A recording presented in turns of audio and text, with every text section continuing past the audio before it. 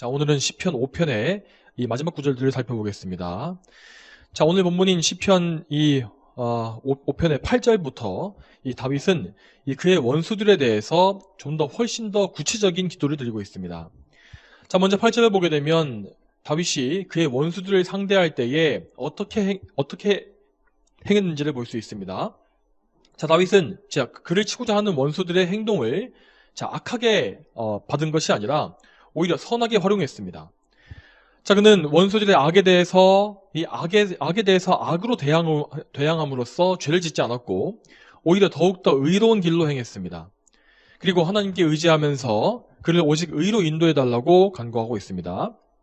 자, 그런데 우리의 어떤 인간적인 생각으로는 이 악을 더 큰 악으로 맞받아 쳐버리는 것이 효과적이고 속이 시원할 것이라고 생각할 것처럼 생각될 것입니다.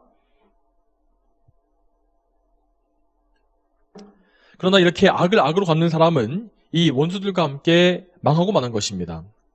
자, 로마서 12장 21절 말씀에 악에게 지지 말고 선으로 악을 이겨라 라고 하시지 않았습니까?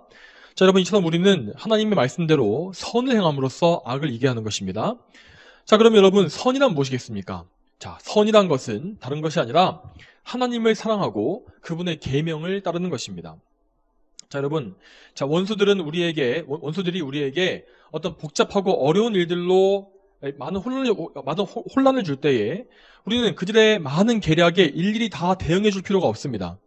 자, 여러분, 하나님의 계명은 매우 단순해 보이고 또 명료하지만 이것은 모든 상황에 다 적용될 수 있을 정도로 또 정교하기도 합니다. 그러므로 어떤 상황에 처할지라도 우리는 하나님의 계명에 순종하면서 믿음의 길을 감을 통해서 항상 안심하고 모든 것을 하나님께 맡길 수가 있는 것입니다. 여러분, 우리의 원수 갚는 것은 우리에게 있는 것이 아니라 하나님께 있는 것입니다. 우리는 오직 하나님을 바라보면서 그분의 말씀대로 행하는 일에 늘 집중해야 합니다. 자, 우리가 그렇게 하나님께 집중하고 인간을 바라보지 않을 때에 우리의 원수들은 다 수치를 당하고 넘어지게 될 것입니다. 자, 그렇지만 우리가 이렇게 의의 길을 간다고 해서 원수들의 악행을 그냥 없는 것처럼 덮어놓을 수는 없습니다.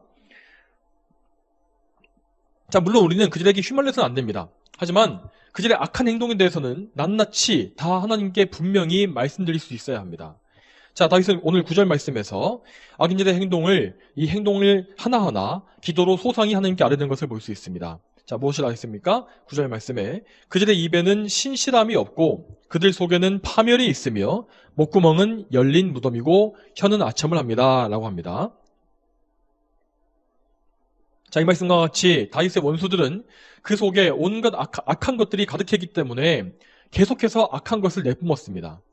자, 우리 역시 신앙생활을 하다 보면 이러한 원수들을 만날 일이 반드시 있을 것입니다.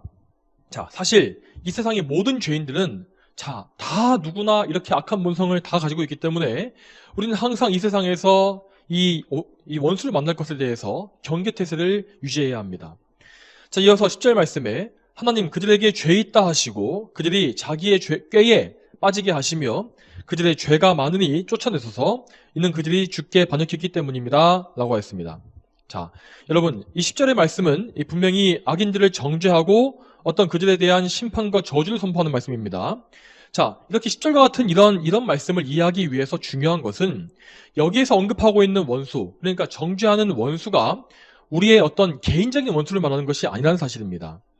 자, 우리는 어떤 개인적으로 우리가 개인적으로 미워하거나 원수를 지은 사람이 있다면은 오히려 그 사람을 이렇게 정죄하는 것이 아니라 용서하는 마음을 달라고 기도해야 합니다. 왜냐하면 우리 예수님께서 분명히 우리의 원수까지도 사랑해야 한다고 말씀하시지 않았습니까? 그렇기 때문에 우리는 우리의 개인적인 원수에 대해서는 사랑과 용서의 마음을 품어야 하는 것입니다. 자, 그러므로 우리는 어떤 개인적인 미움 때문에 누군가를 저주하기 위해서 이러한 말씀을 이용해서는 안 되는 것이죠. 자, 다윗 역시 자신을 개인적으로 공격하고 괴롭히는 사람에 대해서는 그를 용서하고 끝까지 인내했던 것을 볼 수 있습니다.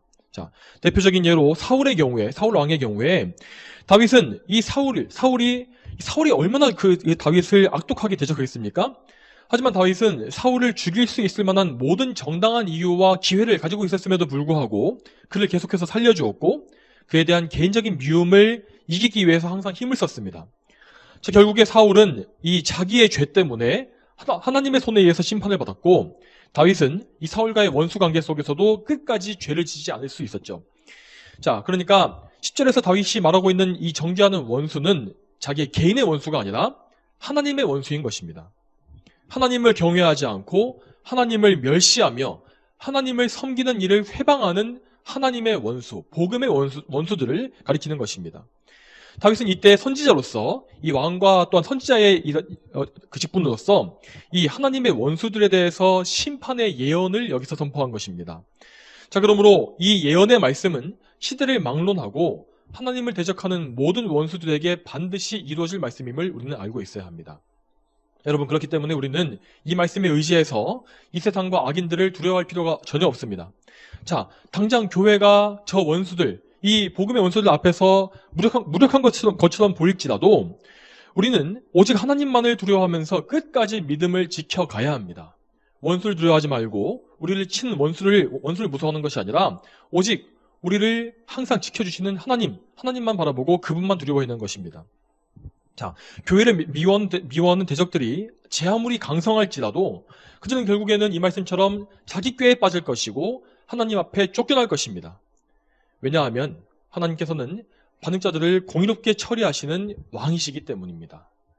자, 반면에 원수들과 다르게 하나님만 의지하는 성도들은 결코 하나님께 배신당하지 않을 것입니다.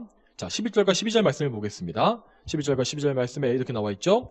그러나 주께 피하는 자들은 다 기뻐하며 주님의 보호로 인하여 영원토록 즐거이 외치며 주님의 이름을 사랑하는 사람들은 주님을 즐거워할 것입니다. 여호와시여, 참으로 주님은 의인에게 복을 주시며 방패처럼 은혜로 그들을 감싸 주십니다. 자, 이 말씀에서 우리가 알 수 있는 것은 우리 성도들의 삶의 원리가 대단히 단순하고 명료하다는 것입니다. 자, 물론 우리의 삶 자체는 무척 복잡하고 온갖 머리 아픈 일들이 가득한 것이 현실입니다. 그렇지만 그렇게 복잡한 일들 가운데서도, 그렇게 우리를 둘러싸고 있는 복잡한 일들을 당할 때에도 우리는 항상 하나님을 우리 마음의 중심에 모시는 것을 항상 잘하고 집중해야 합니다. 자, 우리는 항상 어떤 다른 피난처를 찾는 것이 아니라 오직 하나님께만 피해야 되고, 또한 주님의 거룩하신 이름을 사랑하고 주님만을 즐거워하는 일에 집중해야 합니다. 우리는 또한 하나님께서 주시는 영원한 복을 사모하면서 오직 하나님 말씀에 순종하는 그 성도의 삶에 전심을 다해야 하는 것입니다. 그러므로 우리는 우리 인생의 모든 문제들, 참으로 복잡한 어떤 문제들과 우리 어떤 골치 아픈 어떤 죄의 결과들, 이런 것들이 우리에게 닥쳐올 때에도 잠시 걸음을 멈추고 하나님의 얼굴을 구해야 합니다.